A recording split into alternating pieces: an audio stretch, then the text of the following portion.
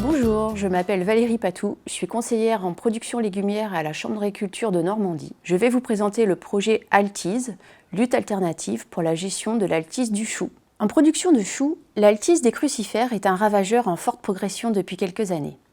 Cet insecte est phytophage, il dévore les feuilles et provoque des perforations pouvant entraîner la mortalité des jeunes plants. Les moyens de lutte actuels sont essentiellement chimiques ou prophylactiques. Le projet Altise, financé par FranceAgriMer, a été mis en place par plusieurs stations d'expérimentation partenaires dans l'objectif de tester des leviers alternatifs contre les attaques d'altise. Dans ce projet, l'efficacité du piégeage de masse et de l'implantation de bandes pièges a été évaluée par les stations partenaires. Je vais vous présenter les deux leviers testés par la Chambre d'agriculture de Normandie, plus particulièrement l'action des produits alternatifs ainsi que l'effet de la couverture du sol avec du mulch ou du paillage végétal.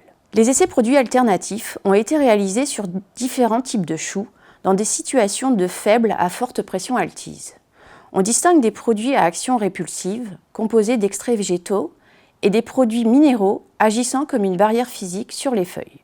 Les résultats montrent une efficacité intéressante du répulsif à base d'ail et de citronnelle, ainsi que des barrières physiques à base de gypse ou de poudre de roche. Néanmoins, la rémanence de ces produits est courte en raison du lessivage. Leur application doit être renouvelée régulièrement et leur action en cas de forte pression altise est insuffisante.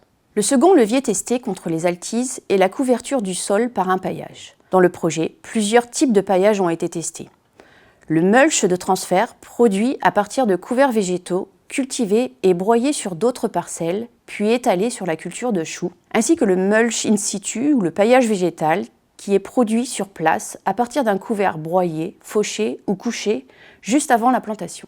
Dans tous les essais, les résultats montrent que les populations d'altise sont moins importantes lorsque le sol est couvert. Dans cette expérimentation, conduite sur des choux chinois, une culture très attractive pour les altises, les populations du ravageur sont significativement plus faibles en sol mulché, en particulier dans les jours qui suivent le repiquage. Ces essais ont aussi mis en évidence des difficultés liées à la mise en œuvre de cette technique. La plantation dans des mulchs produits in situ a montré des limites, un sol dur à planter, des problèmes de salissement et de repousse, et au final, un rendement très en recul par rapport au sol nu. Quant au mulch de transfert, sa mise en place et son entretien ont entraîné des coûts de main-d'œuvre supplémentaires. Dans le programme Altise, on peut retenir que les produits alternatifs ont eu une légère action sur les altises des choux, en particulier les barrières physiques. Mais la couverture du sol avec du mulch reste la solution la plus efficace en cas de forte infestation. Des freins techniques doivent être levés pour envisager sa mise en œuvre à grande échelle, en particulier pour la maîtrise de l'enherbement et le maintien de l'effet couvert, en utilisant un mulch suffisamment épais, ainsi que pour la réduction des coûts de main-d'œuvre en mécanisant la plantation directement dans le mulch. Si vous souhaitez plus d'informations, n'hésitez pas à me contacter par mail à valérie.patou@normandie.chambagri.fr ou à consulter les résultats du projet Altise sur le site des Chambres d'agriculture de Normandie. Merci pour votre attention.